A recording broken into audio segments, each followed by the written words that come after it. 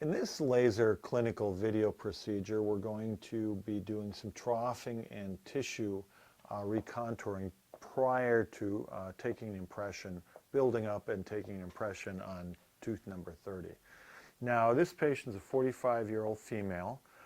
She's had a temporary crown on number 30 for about a year, and the tissue is pretty inflamed, especially on the mesial and distal where there's recurrent decay, and we're going to have to build that up and re-prep that again. So this is a real common procedure we see. And in order to get a good impression, not only do we have to do the troughing and be able to see our margins, but we also have to control the bleeding so it doesn't interfere with our impression. So as we start to do a little troughing and tissue removal, we are going to use, I like to start at 0.7 watts continuous. You can see it's more of a stroking motion. We're going to go a little slower and a little faster depending on what we're trying to achieve.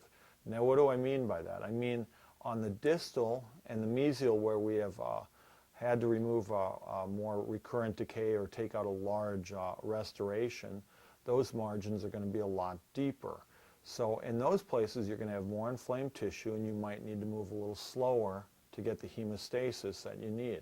Whereas on the facial, where you don't really have a lot of inflammation, we're going to move a little faster and just sort of stroke the laser tip in the sulcus to just sort of widen the sulcus a little, create that trough, and if there is any bleeding to stop the bleeding too.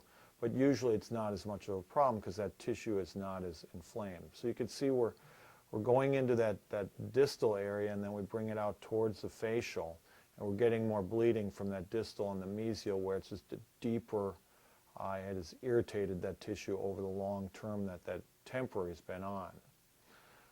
We vary our stroke a little faster, a little slower. A little slower is going to allow for a little more laser energy, and that's going to give you a little more hemostasis. You can actually stop for a second or two in a spot if you get a little bleeding, or you can turn the laser up a little. I say start at a little lower setting. You can always turn up as needed as you start to expose that margin and start to widen that sulcus out a little. Don't forget to wipe your tip off as needed. And you can see we're starting to open that up a little. Now we're going to do a little more on the mesial.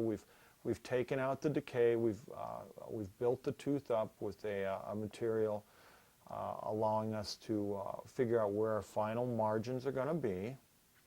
Now we're opening up that facial a little bit. And the tip has to be in the sulcus when you're doing this. If the tip isn't in the sulcus, there's the greater chance that you're going to lower or change the height of your gingival tissue, which you really don't want to do. So we still have just a little bleeding, so we're going to hit a couple of spots. You can see we've turned up the laser just a little bit. We're about 1 watt now, and we're working it through the sulcus. Got a little bleeding on the mesial there. Hopefully this will hit it. And also on the distal. We vary our motion a little bit, and we're going to stop where we get that little spot where it's bleeding, and then continue to move around until we've created that hemostasis we want. Now we've got the hemostasis, got the bleeding under control. We've got our margins pretty well exposed, and you can see that this will be a great result, and it'll be a lot easier to get a good impression than usually what we get when we try to pack a cord. Now, we could change the setting in this case to allow for us to get a little more hemostasis. We can change the setting also to take a little gingival tissue away if need be. But remember, you are limited, and you can't take bone away with this laser or with any diode laser. So you have to think of how you want the preparation to turn out and get that result.